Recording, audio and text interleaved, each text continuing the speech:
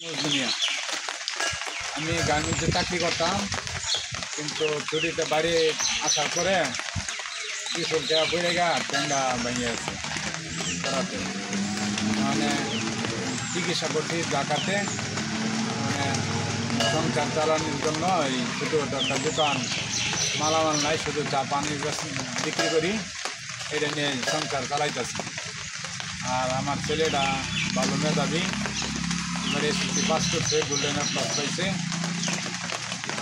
ছেলেটার জন্য সরকারের কাছে আবেদন, যাতে আমি ছেলেটা লেখাপড়া করাতে পারি।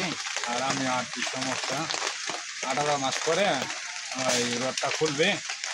এই রোডটা খোলার জন্য 50,000 টাকা লাগবে।